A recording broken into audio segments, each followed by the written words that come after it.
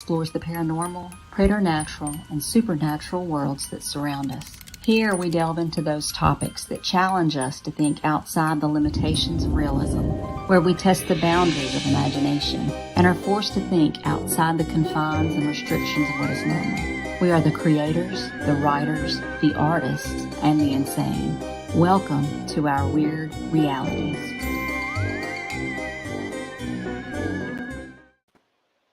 Happy Thursday, everybody. This is Hadley, and I'm here with the three most handsome men in horror. How are y'all doing? Oh, fine. I was looking for two other guys. You're talking to someone else. Handsome and humble, and I noticed that Rich is the only one not looking behind him. No. I just wasn't fast enough. I'm too fat. Rich is thinking, who's the other two? Yeah. This, How do I get stuck with these two clowns? Oh, heavens. This was a fun week. It was. Yeah, I like these movies. It was a nostalgia trip. That's what that was. Yeah. Well, Yep. I found out something crazy. Y'all probably already knew it, but I didn't. Was that the Alan Parsons Project did the sound for Lady Hawk? Yeah. I didn't see that. Oh yeah. That I knew. The only reason I knew that was because I saw it at the end of on the credits for when I watched it just the other day. I think it was the day before yesterday. Where did Tony. we go Hey, from Tony. here now that all the children have grown up? Sorry. You should have Hey, Mike sang. Lewis. It should have been the Alan Gamboa project. That's Hey, right. Hey, Mike. Mike, Tony. Whoa. That's good to see the three of you. Yes. Well, And, two of us and an avatar. One Sexy day. avatar though. Hey, Whitney. One Oh, it day. Hi, is. Whitney. Yeah. Hi, Whitney. Oh, He's yeah, it upstairs in definitely the Gamboa is. studio. So this has nothing to do with movies, but I cut off 6 inches of my hair this week. You Oh, did? no. How come? Well, because I'm trying to let it grow out. It's in between like the color I last colored it and gray. And so I'm wanting to dye it like that silvery white color, and I want to do purple in it, like purple streaks. Mhm. So it was just a way of getting some of the color off, but I did not realize it had gotten that long. But that's my COVID hair. My COVID hair was down to my waist. So Oh, If I had 6 Yeah, inches, that would've I'd been- never give it for up. yeah, 6 inches isn't that bad then. That's what she said. I was not going to say anything. I was knew the like, second he said that he was doomed. Rich froze. Oh heavens! It's a good thing that That's this what is she not said. in color and it's not anything but my avatar because I'm laughing at y'all and I'm bright red. It's all right. So who wants to go first? Well, this week we have Sword and Sorcery, right? We're themed. So Sword Yes. and Sorcery, we have Willow, we have Excalibur, we have Clash of the Titans, Mhm. and what's the fourth one? Oh my gosh. Lady Hawk. Lady Hawk. Lady Hawk. Yes, I know. That movie, I forgot about that movie till you brought it up last. I love that movie. I I forgot love about it that so much. Well, since you love it so much, let's go with Lady Hawk. Okay, yay. All right, well, this is one of my favorite movies. It's really more like a fairy tale, but I'm just going to set the stage and say, except for the music, I think this is a perfect movie. It is set, which it was filmed in Italy, and it's very authentically filmed. It's beautiful. The entire the filmography of the movie is just beautiful. But okay, so it starts off with our young thief, Philip Gaston, played by Matthew Broderick, and he escapes from the dungeons of Acula.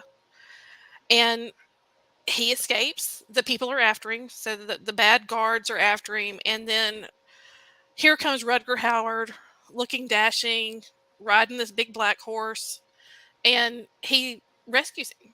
And it turns out that Rutger Hauer has been cursed by the Bishop of Agula, along with his lady love, the beautiful Isabeau, and they've been cursed. And the curse is that they're forever together and forever apart. Is that at dusk, he turns into a big black wolf, and at dawn, she turns into a beautiful falcon. And it is a beautiful movie. I'm not Yeah. going to ruin it because I think everybody should see it. But I don't know, guys. It's a beautiful story. A lot of people didn't like the Matthew Broderick character in it, and I think that they would have preferred Matthew Broderick not played it, but I thought it was perfect. I like he's very mouse-like in it. It's almost, you could take this whole story and you can make it a cartoon. So I could see. I guess. I mean, him coming through like these little small spaces, with his little mouse-like characteristics. It was just cool. I actually like Matthew Broderick. And who played the former priest? What was his name? I know his name too, but he's got the voice like this. Yeah, he was. I loved it because it was a really passionate love story. Yes. And a road trip movie. Yeah. No, but I mean, the two of them played off each other so perfectly, and they blend the comedy aspects with I mean, to me, one of the most powerful love scenes ever is that scene that morning when he changes from the wolf to himself, and Michelle Pfeiffer. I got chills. Yeah, and there's just those few seconds where they see each other, and their eyes lock, and the hand reaches. Rutger Hauer reaches out to touch his love, and then her hand becomes the wing, and she takes off. Can I just say, who knew Rutger Hauer could be such a dashing hero? Well, that was the height of his Rutger Hauerness. But he still usually played a bad guy. Yes. He does. He was a notorious bad guy. And I have to say this was no hobo with a shotgun. This was a beautiful, well-done movie. I just love it. Like I said, I love the imagery, the symbolism, the fact that, and I don't know if y'all caught this, there's that one scene where the guard is returning. I guess it's like the replacement for Navarre's captain of the guard goes to find the bishop in the courtyard. And there's that slime sitting there, and everyone's in white, and everything is so pure, and everything's so beautiful. And he's got this woman dressed up like a bird performing for him. I don't know if y'all caught that. Oh, yeah. But it's just like, his obsession was just, it's just, the icky. The ickiness. But I just love it. Like I said, I think it was beautifully done. I like the imagery. I can't say enough good things about it. Now, was this a hit when it came out? No, I remember when it came out. But... Okay. It came out around the same time, I think. What did it come out around? Was it when Dragon Slayer was out? Those type of movies? No, it was something else. Was it 1983? It's 85, I think. But it came out like around some other thing, and they said that's why the studio didn't push it. Oh. But a big problem that people, I mean, they call it a cult classic, which it is. The music, which I mentioned before, it's the Alan Parsons project, which who knew? They had some questions about the choice for that, which I felt like it worked. Well, they should have had Bryan Adams do the soundtrack. No. He'd do some. What's that? Everything I do for you would fit in perfect in this movie. No, that would. Well, I love the fact that you have Rutger Hauer dressed in black, which you usually see the villain in. You have him on the dark horse, and then you have the supposed quote good guys in white, and they're not so good. And it just, like I said, as a historian, the fact that they, to me, really captured something about the church, and the fact that and at the time, this was true. There were a lot of really bad dudes in the church, and they were involved with sorcery. So that was something that was an interesting aspect. And they say that, the bishop had been, I think Rome had turned away from him. But I liked it. I loved him in black because it wouldn't have worked if he was in white. He was not a real hero. He was an anti-hero.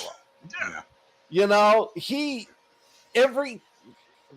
Going back to the song, everything he did for Michelle Pfeiffer. He did for his love. But he was tough. He was willing to kill the bishop. there was a mean streak about him that got tamped down because of his love for a woman. Right. I think the black versus white was just an attack on symbolism, just Oh, like yeah. Hadley was saying.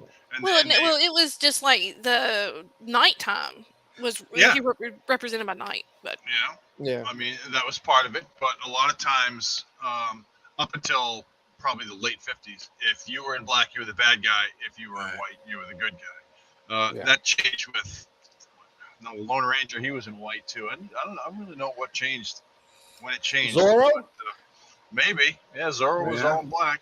Zorro was black. not the gay blade. Good black. Yeah. I love that movie. Zorro, Batman. Yeah. Yeah, Batman Yeah. too. Yeah. Well, the thing that I like so much about this movie is it has just enough magic that it hints there, but it's not in your face and over the top high magic. So it has a level of, I guess, of like, to me, believability that I like. And I don't know, like I said, it's just the cinematography. I love the fact that they use all the real locations. That's always cool when they do that. They use old Well, yeah, I castles mean, and when stuff. they go to the monk's place, I guess it's like the monastery. I guess that's where No, it's the monk monk's live, place. That's what they called it back the then. monk's place. Yeah, But you no, know, it I mean, wasn't like monk's. the way he was able to use the fact that it wasn't a really strong structure Stay to as the a way left. to thwart the king's or the bishop's men. Yeah. It was very well done. I mean, it was smart. I Yeah. like it. It was smart. I tell I'll you- stop beaming about it now. I tell you, Bryan Adams doing a couple songs, Steve Winwood, Don't You Know What the Night Can Do, and the nighttime parts, you would have had just a big blockbuster there. Legend came out. Oh, that might maybe be, Tony. Yeah. Tom maybe. Cruise. Yep. Now, the guy that directed this was Richard Donner, Yep. and he did Superman 2, the Lethal Weapon movies. Yep. So he had some, he really had some cred. Yeah. So, And He this had movie actually holds up. wanted, I think, one of the people who was and was cast for Navarre was Kurt Russell. oh, wow. But they said that Kurt Russell took one look at himself in medieval garb, and he was off. He's like, "I'm out. Check." And they wanted. See, I can't picture Kurt Russell in that role. No. No. And the people that they thought about for the Matthew Broderick character, I think he was like a third or fourth choice. But can you believe this? One was Dustin Hoffman, and another was Sean Penn. Oh, wow. Yeah, they got a good pick. Yeah, I Matthew can't Broderick, yeah. see either of those other two guys. No. Is the most. But I mean, Michelle Pfeiffer in this movie. I mean, I think everybody was like a little bit in love with the character, but she played it perfectly. And she was saying that she didn't, want to do another role where she was cast strictly for how she looked. But I mean, she is. I still think she's probably one of the most beautiful women that has ever graced the screen. She's just Pretty lady. perfection. She even got a rap song. Yeah. Well, and she did look a lot very bird-like, very much like a bird, I thought. I Very guess. hawk-like. Well, She angular and And it holds up today. I mean, it's still, you can watch it for almost 40 years, hate to say that, almost 40 years later, Right. and it still fits in. Right. Because Yeah, everything. It's not a bad movie. It's a good No. movie. It is a good movie. It is. I mean, I went and saw it at the theater, and I liked it. Might have shed a tear or two. I don't know. I can't remember. It was 40 years ago. in that scene where the wolf falls in the water, Yeah. pretty tough. Yeah, Yeah. that's one of the scenes that I always remember because the following day Rutger Hauer's all over Matthew Broderick, and then he's got the scratches on him. He's like, "How did that happen?" Well, the priest is like, "Yeah, well, he saved your life last night when you fell in the pond." Well, let me ask y'all, what did you think about the interaction among the men characters? Because one of the things I liked is that, and I guess maybe it's a French thing, but they kind of kiss each other on the cheek. That Didn't happened. really notice. Yeah. Okay. Yeah. Well, I mean, I I mean, felt like it was very being- beautiful that they really seemed to have a true affection for each other to do that, because you don't normally see that in film. Well, don't try to kiss Will Smith on the cheek. Did you see that video? That No. reporter Yeah. smacks him. Anyway, sorry. Anyway, What would you give this one, everybody? Ladies first. I'm going to give it a 4.75. All right. Exactly the same what I'd give it, 4.75. Rich. I'll give it a solid 4. I thought it was pretty good. I liked it. I liked the cinematography. I really liked Rutger Hauer's character. He was great. I wish there were more. I wish there was more of Rutger Hauer. Right. With the music, while I don't really hate the Alan Parsons Project, the music was that crappy 80s theme song stuff. Yeah. And I love 80s. Synthesizery. Yeah, it was just bad. They should have done anything other than that. So that brought it down a little, because there were a lot of tense situations that were just broken by shitty music. You know? Yeah, and I will say that's why I didn't give it a solid 5, is the music. Yeah, fair enough. And that's why I didn't rate it higher as well. But the rest of the movie's fantastic. The plot's great, the acting's great, cinematography's wonderful. A little bit of gore. You know, it was good. I'll go The with you, fighting Rich. scenes were 4. really nice. I really like the fight. What is it? The sword play, but it's not that. What is it? Choreography with the fight scenes. Oh, yeah. Yeah, it was pretty good. No, it was good. It was good. So You gave it a 4, Alan? Is that what you said? yeah, I give it. I go along with you, Rich. I give it a 4. I give it a solid 4. Y'all don't like the romance like Scott and I do. No, I like romance in the That was movie. all right. Yeah, I thought it was good. I really wish Michelle Pfeiffer didn't have an arrow through her boob. She's got nice boobs. You don't shoot those with arrows. Stupid guy. I'm not going to go down this path. We're going to be banned. I'm just going to keep my mouth shut. Well, let's move on then to Clash of the Titans. Scott, Release the Kraken. Clash of the Titans is a... Oh, sorry, got the wrong one. Just trying to get the date for it. It is a 2010 remake of the 1980s movie. It's based on old Greek legends. Personally, I like this one much better than the 1980 version. That original version just bored me. Yeah, the stop motion effects were good, but this one was really... It's about... Oh, God. I keep on forgetting the names because they're just... Perseus is born. He is... Oh, God. I'm trying to remember. Perseus was born through somebody having an affair. I think it was with Zeus. And he's going to be the one to... He's going to be the one to save the world. And of course, Hades doesn't want this. That goes into the whole mythology. So Hades is trying to stop him. And Zeus takes on the fact... What Zeus does is he takes on the... Sorry, guys, my mind is fuddled today. Zeus is going to release the Kraken in 3 days to punish the world for their lack of faith in the gods. The people are no longer religious anymore. They believe in man. They don't believe in the gods. And Perseus takes on the task of finding a way to kill the Kraken, to stop this. And Zeus pays Hades to stop Perseus. And it is a fun sword and sorcery movie. It'll never win an Academy Award. The special effects are great. There are some really great actors in it. Not only Liam Neeson and Ray Fiennes, Sam Worthington does a great job. Emma Garretton as... Andromeda. No. Gemma Arterton is Io. Right. Io, thank you. Yeah. Gemma Arterton is Io, who helps him along. She is fantastic. The special effects in this are great, especially the scene when they have the fight with the giant scorpions in the desert. Mads Mikkelsen. Mads Mikkelsen. Yeah, he's Yeah. awesome. He's in it.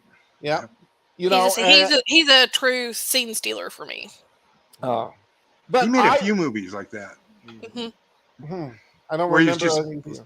He's just a bunch of one of the soldiers, like Wasn't he in 300? King Arthur. Oh, was he in 300? I don't know. I don't know. Rich will look that up. But I mean, it's pretty much it's a simple, basic movie. They go on the quest. The numbers dwindle down. They bring with them these two criminals who say they can help them, who are their comic relief for the whole movie. And then the big end is the scene with the witches was great. I mean, the special effects for the witches was awesome. And then when they finally meet Medusa, and then at the very end, when it's the final battle between Perseus and the Kraken. So, I mean, that's not much more to tell about that. I loved it. I thought it was great. It was a fun movie. And the funny thing was, I had never seen the whole thing from beginning to end until this week. Oh wow! I'd seen I'd tune in and I'd see one scene and then I'd see the Kraken scene and the Medusa scene. This is the first time I actually watched it from beginning to end. So what do you think? I liked it. The 1981 one I really liked when I was a kid, with the Harryhausen stop motion, Harry Hamlin and all that. Yeah. This one was good. It's not really the same movie. No. No, it's very different. Same premise, very different film. Yeah. But one thing I got from it, which I love doing, I run around the house saying, "Release the Kraken," and my wife loves that. Tina loves when I get stuck on that. Release the Kraken. And that's the best thing. Guys out there, run around, tell your wives, girlfriends, whatever, release the Kraken. They love it. There's a video I spent an hour looking for it was an audition tape of Liam Neeson doing Release the Kraken in various ways with different accents, with Release the Kraken. And I was going to post it, but I can't find it on YouTube. I spent an hour searching for it. It's a riot. Release the Kraken. Yeah. Zip. I mean, that was the reason I picked this movie, just so I could hear Liam Neeson release. That's pretty good. It is a good scene. Release the Kraken. Everybody, release the Kraken.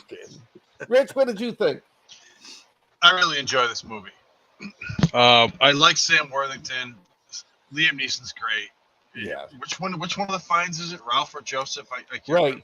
Ray Fiennes. Ray Fiennes. Fantastic. Everybody in this movie is great. I like this movie so much that when I was done with the Sword and Sorcery, the 4 that we were doing, I actually watched the next one, Wrath of the Titans, and I don't think it's as terrible as everyone says, but it was okay. But Clash of the Titans, it brought me back because I went to see, like Alan, I was all into mythology as a kid. I went to see the Harry Hamlin movie, and the stop motion photography was it was fantastic at the time. It was basically Rudolph the Red-Nosed Reindeer, but there was blood. Yeah. So it was cool. And so that really stuck it for me. And then, this, almost 40 years later, or actually maybe even more than 40 years later, 40. I really liked the Sam Worthington character. I liked the way that he was just pissed at the gods, and he wouldn't use any of Zeus's gifts to help fight Calibus and Hades until it came down to you have to. I think they did the underworld, where Medusa was. I thought that was great. Medusa was fantastic. Yes. The way they did her. The thing is, she was kind of hot. Medusa's supposed to be this hideous creature, and she was kind of good looking. I'm looking at her like, damn, I wouldn't mind being turned to stone. And then she gets all hideous with the fangs, and she does it. But the best part of the film was that sorcerer dude that they find in the desert when they get on the scorpions. He was together. Oh yeah. He's my favorite part of the movie, and it's when Medusa wraps him up in a coil, and she hisses at him, and then she's like, nothing happened. She's like, wait, what? that was my favorite part of the whole film. So, Rich, I guess you'd say Medusa would make you rock hard. Alan went there. I didn't. I We've knew it already was had coming. 6 inches of fun, so I knew it was coming the moment I said it, but you have to say it. She was kind of hot. She was even was. for a computer-generated character. But they also pointed out in this one, which I don't think they did in the first one, that she was one of the most beautiful women in the kingdom, was raped, and because she was a woman, she was condemned because of her sexual impropriety, was condemned to be Medusa. Yep. Did anybody else catch the quick scene when they're getting ready for the trip and he walks by the golden owl? Oh And Yeah. he goes, I like what's that. this? And it's like, leave it. Yeah. Bubo is the owl. I remember him from Yeah. the first one. That was great. 2 seconds. Shh. That's our secret. Holly, what did you think of it? these movies are my bread and butter. I mean, I love these kind of movies. Clash of the Titans, again, going back to childhood. Far cry from the one that we saw in the 80s. Yeah. So, great cinematography. I was not so much, I guess because I'm more a story driven, there's a lot more action than I like, but I love it. I mean, who doesn't love the story of, Perseus saving the fair maiden, which was Andromeda, and going from there. Which I have to admit, the scene stealer for me is the Pegasus every time. Oh, yeah. I love the Pegasus. First time the Pegasus was black. Every other show I've ever seen in Pegasus and they were white. Yeah. And the black really pops. It was really cool the way they did that. It was a good choice. Good choice. Yeah, and Sam Worthington's an underrated actor. He is. I believe. He's a really good action thriller type. Right. He does good in these movies, I should say. He's got that Schwarzenegger yell. "Ah!" he's great. I do like Sam. And my favorite part of the movie, besides Emma Gatherton, is the special effects. They are spot on. Well, and Ray Fiennes, I mean, he's very theatrical. He does really good. I mean, I guess I couldn't really distance him from Voldemort because it's a lot of the Voldemort-y stuff. So that's probably a thing I would subtract points for. It's nothing to do with the story. It's just, he is a cheese, a background chewer. He's just such a ham when it comes to overacting. So I thought he nailed Hades. I thought he did well, really he did. well. Yeah. He did. Yeah. But So, what would you give this one, Scott? 4.25. Hadley? I'm going to go with a 3.5. Rich? I really like this movie. I'm probably going to give this a 4.5. This is a movie that I've seen a few times. I mean, I've seen Lady Hawk a few times too. I really enjoy watching this movie. It just brings back a lot of memories. So 4.5 for me. I'd give it a 4. Okay. That's what she said. I'd give it a 4. From 6 to 4. It's a fun watch. Very fun watch. Lord Voldemort. It's one of those I think does better on the big screen. Yeah, definitely. Yeah. I think it was in 3D when it came out too. Was it one of I those? think maybe. Maybe. I don't know. Or maybe the I don't second remember one. any of those 3D scenes where this like two-dimensional thing comes at the camera. Yeah, like in Jaws 3D. Yeah. So bad. Yeah. All right, Rich, how about your movie? Yeah. So my movie was Willow. And Willow is directed by Ron Howard. It's the brainchild of none other than George Lucas. It stars Val Kilmer and Warwick Davis. And Willow, to me, is one of the quintessential sword and sorcerer movies of the 20th century. It's just fantastic. So the evil sorceress queen, Morte, finds out about a prophecy where a baby with a certain mark on her or him will grow up and destroy her. So the queen nabs up all the pregnant women in the kingdom, chucks them in the dungeon, and Morte needs to perform this ritual on the kid in order to send its soul to a place of no return, whatever that means. Hell, I guess. Yeah. So the child, Laura Dannon, she escapes with the help of this dungeon nanny, which was a new thing for me. I had never seen dungeon nannies before. And the nanny dies during this long chase. it seems to take like a couple months or a few weeks, but not before she puts the baby on a small raft, not unlike Clash of the Titans, sends it down the river where the kid's pulled to safety by Willow, who's a burgeoning sorcerer, and his children. Willow's a Nelwyn, and that's a species of dwarf on whatever planet world this is. Willow's tasked with bringing the kid to the Daikini, who are normal-sized men, with the help of a few other Nelwyns, and he brings the kid to this Daikini crossroads where he meets Mad Mardigan, a braggart. He's just like this braggart, kind of a-hole in a crow cage, and it's Mad Mardigan is played by Val Kilmer, and to me, this is Val Kilmer's best role. It was such a great role for him. So the story moves on as Mad Mardigan and Willow have to find this sorceress named Finrazel in order to help the child reach the castle of Tir-Asleen. A lot of cool names too. To recruit this army to defeat Bavmorda. Unfortunately, Tir-Asleen has been cursed by Bavmorda, and everyone is like this permanent popsicle. The bad guys show up. There's some swordplay, a little magic, and this two-headed creature spawned from a troll that was zapped by this Sherlindria's wand. The general of Bavmorda's army, whose name is Kale, swipes the kid during the battle and brings her to the queen. Willow, Mad Mardigan, and Sorcerer, who's Bavmorda's daughter, they show up and to the really cool. I thought the castle, Bavmorda's castle, was really cool. And they battle the queen for the kid. Willow saves the day with his disappearing pig trick, and Bavmorda accidentally sends herself to the place of no return. I guess, again, hell, when Elora Danan is not on the altar. Elora Danan is not on the altar. It's a pretty short and sweet summation, but fun fact, the original name for this film was Munchkins. And I don't think that would have won any awards, the name. No.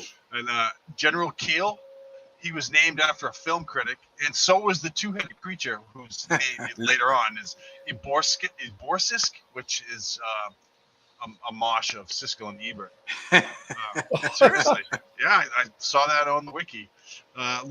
George Lucas thought up the film in the early 70s, but he didn't want to make it until the technology was where he wanted to be. So he waited until the late 80s when ILM, Industrial Light and Magic, was able to use computer morphing tech, and it was specifically for when Willow's trying to change Finrazel, who's the sorceress, back into herself, and she's been turned into like a possum or a rat creature.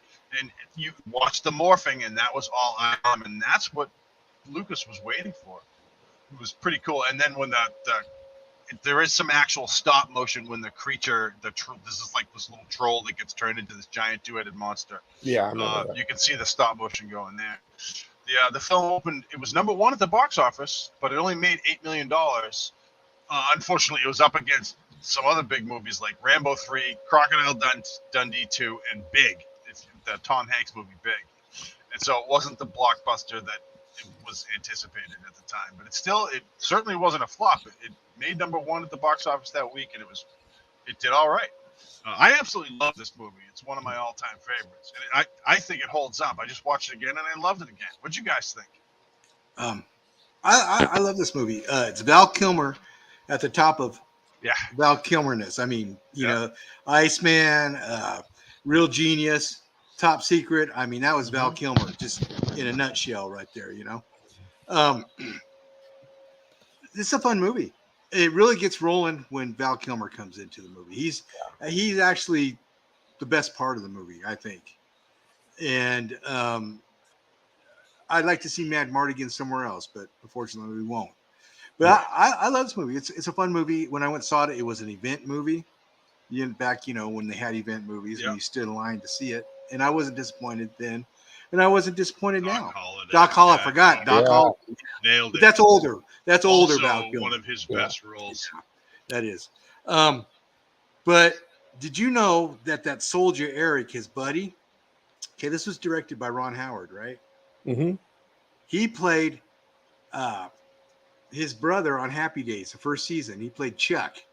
Really? No, I didn't know that. Chuck played his brother. His last name was like Overton or something like that. Gavin, Eric, and his name's Gavin O'Hurley. His dad is the old actor Dan O'Hurley. But so that was a little bit, Ron Howard put him in this movie, and then, that's kind of cool. But I enjoyed this movie, Rich. I'm glad you picked it. Thank you. Absolutely. Scott, what'd you think? When I first started watching this, it was like, oh, this is gonna suck. And then, like Alan said, when Val Kilmer came in, then the whole thing picked up, because then it became a little bit more actiony. Val Kilmer's character, it was fun watching him go from being this self-centered criminal to actually becoming the heroic hero. I loved my favorite characters next to Val Kilmer were the Brownies. Yeah. The two little guys, they were. Then it took me like 30 minutes to realize that was Kevin Pollak. Oh, Yes. Kevin Pollak's great. Yeah. Oh, This yeah. way! Yeah, I love this. I thought it was a beautiful blend of fantasy, action, good comedy scenes. You know, I love that when he's trying to transform her and he changes into a dock and then something else. And one of the things about this was I was watching, thinking to myself, I could have watched this with my 10-year-old niece and my 10-year-old daughter. Oh, yeah. And there's nothing offensive about it. It's fun. They would enjoy the whole thing. So it was a great pick. I never watched it. It never appealed to me before. But after I watched it, it was like, oh yeah, this is one of the best. This is one of the better films this time around. Definitely. Absolutely. I liked it too. I love this movie. What'd you Yeah. think, Hadley? I did not get to watch it this week, Oh, Oh no. and I've never seen it. And Scott has just voiced everything I've said to myself. I don't really want to watch that, but no, it's only on Disney, so I'm gonna have to get my Disney account settled and all to go Okay. watch it. But I will, since it's coming so highly recommended. yeah. Yeah, well, Yeah, there's unfortunately, that's the only There's place a you're new going to find series Yeah. that's coming out. And Warwick Davis is in it. Willow is Right. actually in it as Willow. it. And so's Sorcery, I think. Here's some romance for you, Hadley. The female soldier Sorcery, I can't remember her name, but she actually married Val Kilmer in real life. They had a couple kids together. Really? Huh. Yeah. I can't Joanne remember. Whalley Joanne Kilmer. Whalley. Yeah. Whalley, yeah. Yep. So there's some romance for you, Hadley. Didn't last very Real long. life romance. It's the best Yeah. kind. But yeah, I believe they're going to have some of the people they can bring back in it. So I'm curious. I like to see it. So what do we give this movie, guys? Oh, me, I'm gonna give this. I gotta give it a 4.8. I really do enjoy this movie. I'll give it a 4.25. Wow. I'll give it a solid 4, and that's good for me. I really enjoyed this movie. I forgot I hadn't seen it since it came out. Yeah. And it was really enjoyable. And it's fun to see Val Kilmer roll out of that crow cage and, bam, he's on, he's on the whole show. And that's great. You forget what a fun actor he is, Oh, and then the love scenes when he was in love with her after that was just, her expression was good. They had a good chemistry between them. Well, I think that was real chemistry. Yeah, that's true now from Yeah. what you said. Yeah. I think that was real chemistry. No, this was enjoyable. And if you haven't seen it, anybody out there haven't seen it, I suggest you watch it. And like Scott said, you can watch it with your kids. Yeah. This really is a great family night movie. Yes, definitely. All right. And these are all nostalgic movies for us. And the only reason I'm bringing that up is because mine's Excalibur. And I remember seeing it in 1981. And I loved this movie. I loved it. And I hadn't seen it since. It's so I was excited to watch it. So I paid the $3.99 to watch it. It stars, Nigel Terry. It's got Patrick Stewart in it. Liam Neeson's, Gabriel Byrne, Dame Helen Mirren, Dame Helen Helen Mirren. It's like I was reading it. So it's got a lot of good actors in it. It's the story of Arthur, told, I guess, more closer to the legend. And it's got a modern spin to it with the armor. I love the armor, and it's just beautiful armor. That was cool. It's very cool. Very armor. heavy. Yes, Yeah. yes. It's the Arthurian legend told, basically, and it's so I watched it. I was like, cool, and then I was like, you know what? Some things are better left in your memory. The acting in Sorry. this, even with Liam, this is where Liam Neeson and Helen Mirren actually met on this movie, and they lived together for a while. They had a 3-year love affair Yeah, Hmm. and are still very fond of each other. yeah. And Patrick Stewart, he did okay, but the acting was horrible. I thought. I can't think the guy that played Merlin. I can't Nigel think. Terry. Yeah, he was up and down. There's a lot of bloodshed in it. There's a lot of fight scenes in it. I like to remember it fondly, and I wish I hadn't watched it again. Same. I actually loved this movie as a kid. I know we already had this conversation. I truly did. This was such a spectacular and dazzling movie, and it really showed, the rise and fall of Camelot and Arthur. One of the really cool things, it's just a small thing, was that the little kid that played Mordred and then the adult that played Mordred are spitting images of each other. I don't know. I have no idea how they did that, but it was so perfect that it kind of looked like the same kid. Yeah, right. They used the dragon magic. So, well, yeah, and the young kid was the director's son. That's right. I did not know. I Yeah. didn't know that. He used all his kids in it. The Lady in the Lake and young Morgana. They were all his kids. And the guy that directed this, John Boorman, he directed Deliverance. Yeah. Yes. Much better movie. Yeah, much better movie. But see, he originally wanted to do Lord of the Rings. He couldn't get the rights for it, so he made this. Well, thank God. Yes. Yes. I mean, this is one of those movies, like Rich and I were talking about the other night, and Scott hadn't seen it yet, where, it's best in your memory. Yeah. Because when you saw it as a teenager, it was very cool, and back there in the 80s too. I think I'm the only person who I didn't love it like y'all did when I was little. Or when I was young, because I was probably little when it came out. But it has everything in it I want to be in love with, but it just fell short. Yeah. And the way the pacing of this movie is terrible. It was, they tried to put too much into 2 hours, I think is the problem. Right. But one of the things that blew me away about it was the locations, the mysticism that they captured with the scenery and choices just from fabrics and little things like that. It was very much. It made me think of like a Renaissance fair. It was very much. It captured that essence, but the sound quality was off. Yeah. It often looked like it was dubbed. And like I said, it fell short because I think they just tried to push too much. They wanted to put a little bit of everything, and it just wasn't edited correctly, maybe. Yeah, and I rented it in 4K, and that did not help. And yeah, same. And the accents, a lot of the actors were Irish, so it's like, wait a minute, King Arthur's Irish? No, wait a minute. Well, I hated the guy that played King Arthur. Oh, he did all, and I thought he was cool back then when I saw it. I thought, oh, that guy, I was a cool King Arthur, and he cannot act.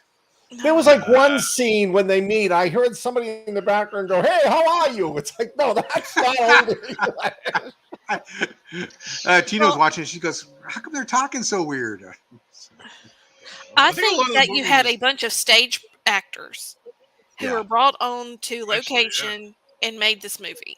Yeah, because I think Liam Neeson, and I could be wrong, but Gabriel Byrne and one of the other actors, that was like their first big screen. No, Gabriel Byrne, I never would have picked him out of a lineup. And I think there was a time like when he was in his, seasonable years, I felt like he was a very handsome man. Well, he played Uther. He did, and I would not have picked him out. I was like, who is that guy? Oh, he didn't. I never figured out who Liam Neeson was.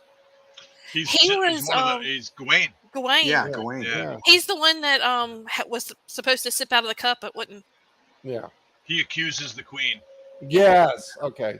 And he Patrick looked, Stewart was just so flat in this. Yeah. Patrick Stewart looked 48 years old. And he was probably 20. See, back then he made 2 movies from my teenage years that I loved. Life Force and this Yes. Yeah. one. And then you watch them both again and you're like, God. Well, And he looked, like you Such said, a great movie. you look 40 years old in those. You're right. I mean, but I gotta say, Merlin's hat, I don't know where that came from, but that's like the coolest hat, and I've always wanted The it. skull cap? Oh yeah. Yeah. That was cool. Usually But, see Merlin with that big pointy crooked hat. So Yeah. oh Yeah. yeah. I like that. Yeah. Yeah, I like how but- put out he was about things at times too. And there were times he was really fun. It just, Yeah. like I said, I think that, and you know the difference between stage acting and acting on film, it just doesn't translate. Yeah. And because it's on the stage, overacting isn't overacting, but on the film, it really is. And that's just kind of what I took away from it. But Yeah. I love the armor too. The armor was Yeah. very cool for back then. Well, back then, Scott, you're looking at it as a 17, 16-year-old watching this, and you hadn't seen very many movies that had put up that much armor or that much, back then. And so then I watched it again and I thought, well, I liked Lancelot's armor, Yeah. but Shining armor. well, and yeah. I'm going to tell y'all this: those horses never would have been able to carry a knight in battle. No, Yeah. That was something that just stuck out. why But- couldn't they get the big They just, European horses? I don't Why can't know. I they mean, do they didn't have the right person on set.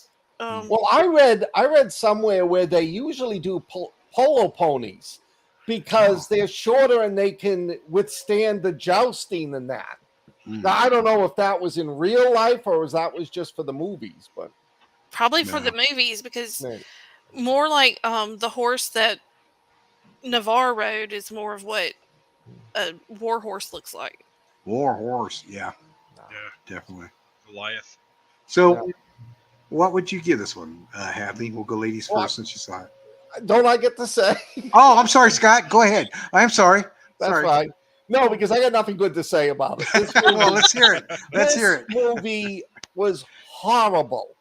I have never seen a group of big name actors not pull their roles. It was like they were filming this one in. It was overdone. I like the scene that I was staring. I couldn't believe when Arthur pulls the sword out of the stone, and they come back. Oh, put it back in. Oh, all right. Yeah. You pulled it out already. it's free. Nothing settled right with this movie. I kept on like clicking. 45 minutes to go. I will admit I did like the end of the movie. Yeah. Yeah, when the Yes. credits started rolling. No, this one was. I never saw this as a kid. My King Arthur was the Camelot play in the movie. Oh, okay. And this was the exact same telling of the story, but in a much more battle-y, cinematographic way. But it just didn't do anything for me. Well, I didn't think that it really got to the story. Well, Hey, Mark. where Mark. it caught me, where I really started actually enjoying the film this time around, was when you start getting to the story of Percival. And there was, his character had a point, and he, went somewhere and he did something and he came back. And at the very end, you have the whole take Excalibur, throw it in the lake. And, there was stuff and it played out. I enjoyed that part of this movie, but I can't say that. Like I said, I think they just tried to shove the whole Arthurian legend into 2 hours, and you just Yeah. can't do that. It's too complex. And the acting just didn't help it any. Well, I think that's, you're dealing with, what year was this made? 81? 81. Yeah, So you're dealing with, a bunch of hippie actors that are used to being stage performers, going out in the woods and giving them a bunch of meat and tell them to have at it. They're probably frolicking like wood nymphs.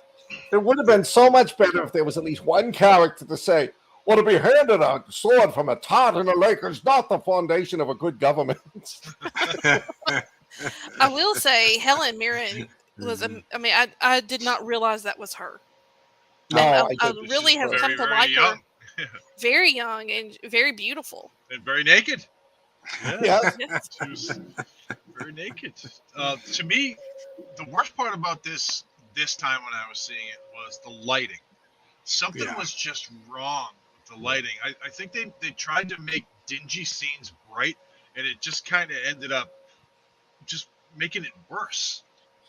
Well, I read that because when I watch the movies on Amazon, I always go over to the left to read the trivia. They put a lot of green backlighting on this outdoor scene. I saw that.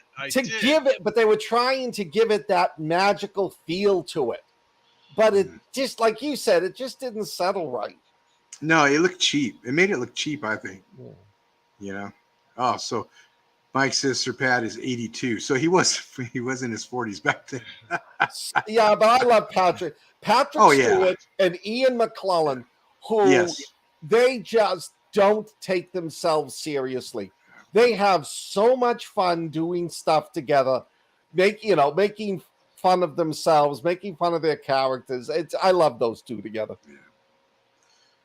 I tell you, one scene I really liked in this is when they're fighting in the moat and they're on horseback and they're shivering right before he gets knighted. You know, the sword, the knight that's been fighting against him suddenly realizes he's my king and, you know, knights him king, and he's shivering. They're both shivering. I thought that was pretty cool. It's probably authentic. Oh, yeah. No, that looked, I'm sure it was. You know, because it was real. It disappointed me there wasn't more sword play, but I don't think that there was really a place for it. I mean, it's just like when they show Arthur before he marries Guinevere and they're at war, they're doing this. I mean, that could have been a whole movie on itself. I mean, those are years we don't really know about when the round tables formed. We don't really know about that. So, like I said, the pacing of this movie was really what caused me, I think, the most anxiety. Was this could have been great, but damn it, y'all just tried to shove everything in there. That's what she said. But I love this when I was a teenager. Can't stay away from that, can you? Wow. I'm trying to divert from this horrible movie. And I know there's a lot of people that love this movie, but I think it's more nostalgic than anything else. I thought y'all were going to rip me apart because of my feelings for it. So I'm glad to know that we're all in the same boat. But I know exactly what you feel. As a kid, my favorite TV show was Lost in Space. And when I was like in my late 40s, they brought it back to TV, and I was so excited. And I taped the episodes, and I sat down one Saturday night, and I thought to myself, "What an ass I was as a kid!" But you're a kid. I love that show too. Well, it has everything you want. It has epic heroes. It's got an epic love story. It's got a love triangle that's very complicated. It's got war. It's got these great I thought we were talking about Lost in Space. For a second, I did. I was like, damn, all I remember is a when giant she said carrot. love story, I'm thinking she's talking about the robot Smith and Will. Like, not Robbie the Robot Guy.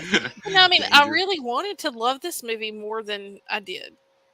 And I think that probably all of us have that in us where, you know, we love the fantasy. We love the swords. We love the folklore and the myth. Yeah, I didn't hate it. What I really hated was the fact that I liked it so much when I was a kid. So I know. That's what bothered me. Let us know what you think, Tony. I did like the sense of honor in the movie. That like when he found out he was fighting King Arthur, and King Arthur said, "You're right. I cannot be a king if I'm not knighted," and has his opponent knight him. And then the minute he knights Arthur, he bows before him and accepts him in this game. Those scenes where there was honor like that, those impressed me. But that's actually part of the legend. That was Sir Urian's, and that was actually part of the Arthurian legend. Was that happened in a moat during a fight? So I thought that was pretty cool. Don't do it, Tony. I regret it. Yeah, like Rich and I were talking last night about it. It's like it's nostalgia, Yeah. you know. And like Scott said, there are some good. There are a few scenes in it that are, yes, Well, I loved the scenery, like where they were Yeah. when they do the joust, and they're in that little place where it's built up, but they're trees. You rarely see jousting when they're trees. Like, I mean, it's usually kind of an open field kind of thing. Just little things like that, and the big trees. It really made me feel like I was looking at ancient Britain. Oh, you were. Yeah. Where was it filmed? Wasn't it filmed in England? Yes, Yeah, it was filmed by his house, by the director's house, not far from his house. That way he Some could of sleep the- in his bed every night. Well, This would be- Go ahead, Scott. some of the scenes were filmed in an area where they filmed some movies from the 1940s when during the war the British government said, yeah, these are the only places you're allowed to film outdoor scenes. So Wow. Yeah, it was a disappointment. I was so looking forward to it. And This would be a good movie for someone to redo. yeah. Well, they did. Didn't they do it with Clive Owen? And That's not the same. that was even better, though. That Clive Owen movie was better than this one. it was done with Richard Harris already. So That's tough to with beat. show tunes. Show tunes. Does he see MacArthur Park in that one, or is that No. Well, okay. So what do we rate this one, Hadley? I'm going to have to go with a 3, and I Wow. feel like I'm being generous. I feel you are, Scott. 0.5. Rich. Oh man, this is a tough one because I really did. It brought back memories of watching it when I was a kid, but it just kind of sucked. So I'm gonna give it a 3.2. Yeah, I'm with you. This is the one I was looking forward most to watching. Me too, actually. Yeah, and it let me down. I'll give it a 2. I'm gonna give it a 2 because that's $3.99. I'm not gonna get back. Would have been better spent on a Kindle book. Yeah, right. Do you have one in mind? Anybody? Any of you? No. Why, do you know an author? I might, and they're not. He's not a King Arthur, but I may know some Arthurs. Well, I enjoyed this week, whether this movie sucked or not. But it was fun. I mean, I think it's good for us to not always like what we watch. Right. Yeah. Yeah, Right, it and was this is a fun definitely week. better than Hobo with a Shotgun. Yeah. Definitely. Or If I had to Thanksgiving. choose, if I had, see, Hobo with a Shotgun and Thanksgiving were meant to be bad movies. Right. Okay, I don't mind a bad movie being a bad movie. This was meant to be a blockbuster. But this And it was was. at the time, wasn't it? I mean, it was pretty popular when it came out. Was it? I think so. Look it up. It was. I don't think it was a monster hit, but I think it made enough. You know. 35 million. Yeah. And Back that then. was in the early 80s, so that's pretty good. Yeah.